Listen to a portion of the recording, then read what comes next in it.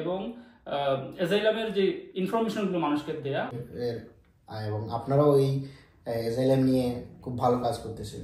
যদি কাইন্ডলি বলেন এই প্রসেসটা কি, মানে রাজনৈতিক আশ্রয় আবেদন কিভাবে করতে হয় একটু ডিটেলসে যদি বলেন প্লিজ। ওকে, তো অ্যাজাইলামের আবেদন আসলে হচ্ছে যে আমরা বাংলায় যেটাকে বলি শরণার্থী বা আশ্রয় প্রার্থী, যারা ফ্রান্সে এসেছেন তার নিজের দেশের কোনো একটা হুমকির কারণে, তার জীবনের নিরাপত্তার অভাব বোধ করার কারণে তিনি ফ্রান্সে এসেছেন তার জীবন রক্ষার জন্য।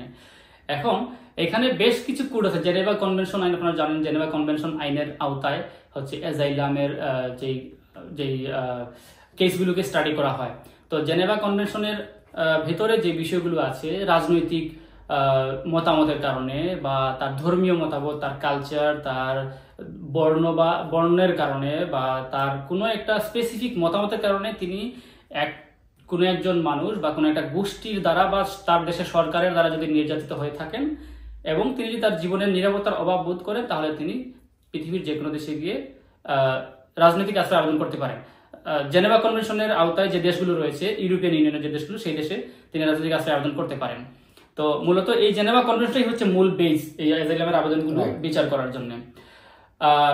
তবে ফ্রান্স সরকার আরেকটা মানবতাবাদী কাজ করেছে। তারা আরেকটা নতুন একটা আইন গ্রহণ করেছে, যেটার আওতায় তারা প্রোটেকশন সাবসিডিয়ার দিয়ে থাকে, মানে হচ্ছে সাময়িক আশ্রয়। এই সাময়িক আশ্রয়টা কিন্তু জেনেভা কনভেনশনে নেই, কিন্তু ফ্রান্স সরকার এটাকে অ্যাডাপ্ট করেছে যাতে জেনেভা কনভেনশনের যেই সমস্যাগুলো বাদ পড়েছে কিন্তু আসলে এই ব্যক্তিটি ভিকটিম তার নিজের দেশে, তাদেরকেও যাতে একটা আশ্রয় দেওয়া যায়, সেই কারণে এই প্রোটেকশন সাবসিডিয়ার বা সাময়িক আশ্রয়ের একটা ব্যবস্থা ফ্রান্স সরকার করেছে। এই হচ্ছে মোটামুটি বিষয়। এখন আসেন অ্যাজাইলামের আবেদনটা কিভাবে করবেন। আপনি ইউরোপিয়ান ইউনিয়নের যে কোনো দেশে আসেন না কেন, এখানে আরেকটা বিষয় আছে, ডাবলিন প্রসেস। এটা নিয়ে কথা বলাটা খুব গুরুত্বপূর্ণ। আগে এটা জানা দরকার। আমি গতকালকে কয়েকজন ভাইয়ের সাথে এই বিষয়ে কথা বলতে হয়েছে যারা এই বিষয়টা জানতেন না। ডাবলিন প্রসেসটা না জানার কারণে অনেকে অনেক হ্যাসেলের শিকার হন। আপনি পৃথিবীর যে কোনো দেশ থেকেই আসেন, জেনেভা কনভেনশনের আওতায় যে দেশগুলো রয়েছে, ইউরোপীয় ইউনিয়নের যে দেশগুলো রয়েছে, যেই দেশে আপনি প্রথমে আসবেন অথবা যেই দেশে আসার জন্য আপনি ফিঙ্গার দিয়েছেন, সেই দেশ হচ্ছে আপনার রাজনৈতিক আশ্রয়ের আবেদনটি বিবেচনা করবে। এটা জেনেভা কনভেনশন অনুযায়ী ফিক্স করা। আপনি অন্য কোনো দেশে গিয়ে রাজনৈতিক আশ্রয় আবেদন করতে পারবেন না। কিন্তু অনেকেই অন্য কোনো দেশের ভিসা নিয়ে আসেন, এসে আবার ফ্রান্সে চলে আসেন। তারপরে ফ্রান্সে যখন উনি রাজনৈতিক আশ্রয় আবেদন করেন, তখন ওনাকে এই যে রাজনৈতিক আশ্রয় নেওয়ার পরে ওনার যে ডাবলিং, অর্থাৎ ফ্রান্সের ফিঙ্গার, অর্থাৎ ডাবল ফিঙ্গার, যেটাকে আমরা ডাবলিং বলতেছি, এই জায়গাটা আসলে একটু যদি এলাবোরেট করেন। হ্যাঁ, এখানে আমি এটাতেই আসতে যাচ্ছিলাম যে ইউরোপীয় ইউনিয়নের যে কোনো দেশে আপনি যে দেশে প্রথম প্রবেশ করবেন, সে দেশে আপনাকে রাজনৈতিক আশ্রয় আবেদন করতে হবে। অনেক সময় যারা হচ্ছে বাইপাস অন্যান্য দেশ হয়ে আসেন এবং এসে ইউরোপীয় ইউনিয়নের একটা দেশে প্রবেশ করেন, এবং সেখানে পুলিশের হাতে ধরা পড়ে ফিঙ্গার দিতে হয়, এবং তারপরে তারা কি করেন যে ওই দেশে স্টে না করে তারা কিন্তু চলে আসেন ফ্রান্সে বা ইতালিতে বা অন্য কোনো দেশে চলে যান। কিন্তু আপনি যেই দেশে আপনার পুলিশের হাতে ধরা পড়েছেন, সেই দেশেই তাৎক্ষণিক রাজনৈতিক আশ্রয় আবেদন করাটা হচ্ছে আপনার জন্য বুদ্ধিমানের কাজ। আর যদি কেউ চলে আসেন, ধরেন কেউ ফ্রান্সে চলে আসলো, ওইখানে রাজনৈতিক আশ্রয় আবেদন না করে ফ্রান্সে চলে আসলো, এখন এখানে আবেদন করার পরে ফ্রান্সের অ্যাডমিনিস্ট্রেশন আপনাকে বলবে যে আপনার তো অমুক দেশের ফিঙ্গার আছে, বা আপনি ইতালিতে এসেছিলেন প্রথমে, ইতালিতে আপনার ফিঙ্গার আছে, সো আপনাকে আমরা এখানে অ্যাজাইলামের আবেদন করার সুযোগ দেব না, আমরা আপনাকে অপেক্ষায় রাখবো এবং আমরা ইতালির সাথে যোগাযোগ করে আপনাকে সিদ্ধান্ত জানানো হবে। ফ্রান্সের অ্যাডমিনিস্ট্রেশন কিছু সময় নেবে এবং এর ভেতরে তারা ইতালির সাথে যোগাযোগ করে ইতালিকে বলবে যে আপনার একজন লোক সে আমাদের দেশে আছে, তাকে আপনারা ফেরত নেবেন কিনা, সে রাজনৈতিক আশ্রয় আবেদন করতে চায়। তখন ইতালি যদি রেসপন্স দেয় যে হ্যাঁ আমরা তাকে ফেরত নেব, তখন এখানের অ্যাডমিনিস্ট্রেশন আপনাকে ডাকে বলবে যে ইতালি আপনাকে ফেরত নিতে চায়, আপনি কবে যেতে চান। তো এখানে যদি আপনি চলে যান ইতালিতে, তাহলে আপনি ইতালিতে গিয়ে রাজনৈতিক আশ্রয় আবেদন করবেন। আর যদি যেতে না চান, তাহলে ওরা আপনাকে একটা লেটার ধরিয়ে দেবে, বলবে যে আপনাকে দেশ থেকে নির্দেশ দেওয়া হলো এতদিনের মধ্যে বা এত ঘন্টার মধ্যে আপনি ফ্রান্স ত্যাগ করে যেতে হবে। যদি না যান, তাহলে পরের বার ফ্রান্সের অ্যাডমিনিস্ট্রেশন আপনাকে খুঁজে পেলে আপনাকে এক্সিকিউট করার জন্য, আপনাকে এলুয়ানিয়ে করার জন্য গ্রেফতার করতে পারে। এই সিচুয়েশনে আপনি চাইলে আদালতের শরণাপন্ন হতে পারেন এবং আদালতে আপনি আপিল করতে পারেন যে আমি ফ্রান্সেই থাকতে চাই, আমি ইতালিতে বা অন্য কোনো দেশ, আমি উদাহরণস্বরূপ ইতালি বললাম, আমি ফেরত যেতে চাই না। এখন আপনি ফেরত যেতে চান না কেন আপনি ফ্রান্সেই থাকতে চান, এটা প্রমাণ করতে হবে খুবই স্ট্রংলি।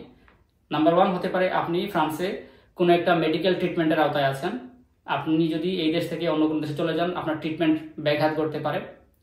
নাম্বার 2, আপনার সন্তান অথবা আপনার পরিবারের কেউ ফ্রান্সে আছে, যারা ফ্রান্সেই তাদের জীবনযাপন করছেন এবং আপনি আপনার পরিবার থেকে দূরে যেতে চান না।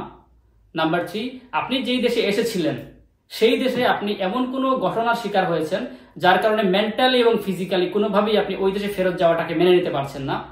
এই ধরনের কোনো প্রুফ, মেডিকেল সার্টিফিকেট, কোনো টর্চারের শিকার হয়ে থাকলে সেগুলো, এই ধরনের শক্ত এভিডেন্স ছাড়া ডাবলিন থেকে আসলে এইখানে ফ্রান্সে অ্যাসাইলাম করার জন্য সুযোগ পাওয়াটা খুবই কঠিন। কিন্তু একটা উপায় আছে, যেটা হলো আপনি ফেরত গেলেন না, কিন্তু আপনি আপিল করলেন, আপিল থেকেও আপনাকে রিজেক্ট করা হলো, বলা হলো যে না আপনাকে ফেরত যেতেই হবে। এই ক্ষেত্রে আপনি কি করবেন? এই ক্ষেত্রে আপনার উপায় হচ্ছে আপনি মিনিমাম 18 মাস পলাতক অবস্থায় থাকতে হবে। মানে ফ্রান্সে যদি পুলিশ আপনাকে 18 মাসের মধ্যে পায়, তাহলে আপনাকে ওরা সে জোর করে পাঠানোর চেষ্টা করবে।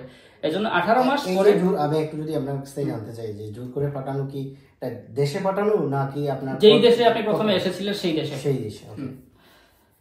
এবং 18 মাস পরে আপনি চাইলে নতুন করে আবার আবেদনটা শুরু করতে পারেন। ওকে, মানে ডাবলিং এর যে বিষয়টা সেটা যদি চলে আসে ফিঙ্গারের, আমরা তো ওই যে এজাইলামের আমরা তো জানি যে অফরাতে আবেদন করতে হয়, তখন যদি আপনার ডাবলিং চলে আসে, আপনি আবার ওই দেশে না যান, তাহলে 18 মাস অপেক্ষা করার পরে আবার কি ওই নতুন করে আবেদন করতে হবে? হ্যাঁ, নতুন করে আবার আবেদন করতে হবে এবং অ্যাপয়েন্টমেন্ট নেওয়ার জন্য ফোন করতে হবে, বলতে হবে যে একটা নির্দিষ্ট নাম্বার যেটা আছে ওই নাম্বারে আপনার। আচ্ছা, ধরেন একজন লোকের প্রথম কোর্ট যেটাকে বলি আমরা অফরা, অফরাতে ধরেন উনি ওনার প্রকৃত অবস্থা, যে গল্পটা বা যে কাহিনীটা বা যে জায়গাতে যেভাবে উনার দেশের যে ঘটনাগুলো ঘটেছে সেই জায়গাগুলো উনি লিখে দিলেন, কিন্তু অনেকে আছেন দেখা যায় যে উনি কাগজে লিখছেন এক কথা, কিন্তু ইন্টারভিউর সময় ওই কাগজ থেকেই তো প্রশ্ন করে, কিন্তু এই কাগজের লেখাটা এবং অনুবাদ করে দেওয়ার পরেও ইন্টারভিউতে যে যখন যান তখন তারা এটা ওনার কথা শুনে এটা বিশ্বাস করতে চায় না। অফরা যদি অফরা থেকে ওনার রিজেক্ট হয়ে যায়, তার পরবর্তী প্রসিডিউরটা কি? হ্যাঁ, অ্যাসাইলাম আবেদনের পরে প্রথম হচ্ছে অফরা হচ্ছে প্রথমে আপনার ইন্টারভিউ নেয়। তারা হচ্ছে মূলত এই অ্যাসাইলামের আবেদনগুলো বিচার করার জন্য মূল কাজ করে আর কি। তো এখান থেকে যদি আপনাকে রিজেক্ট করা হয় প্রাথমিকভাবে, তখন আপনাকে একটা কমিশন আছে যেটাকে বলে সিএন দেয়া, কমিশন কুক নাসিনাল দু হাদাজিল, মানে সিএন দা সংক্ষেপে বলে। এইখানে আপনি আপিল করবেন যে অফরা থেকে আমাকে রিজেক্ট করা হয়েছে, আমি এটার বিরুদ্ধে আপিল করলাম। এই আপিলের সময় আপনার যুক্তি উপস্থাপন করতে হবে এবং আপনি চাইলে যে উকিলের সহায়তা নিতে পারেন। বেশিরভাগ লোকই উকিলের সহায়তাই করে থাকেন। উকিলের সহায়তায় আপনি একটা আপিল লিখে পাঠাবেন। অফরা যে কারণে রিজেক্ট করেছে তার বিরুদ্ধে আপনার কিছু আর্গুমেন্ট এবং আপনার অভিমতটা দিয়ে আপিল করবেন এবং রিলেভেন্ট যে ডকুমেন্টগুলো আছে যেগুলো দিয়ে প্রমাণ করা যায় যে আপনার স্টোরিটি সত্যি এবং আপনি যেগুলো বলেছেন সেগুলো বাস্তবসম্মত, এটা দিয়ে আপিল করতে হবে।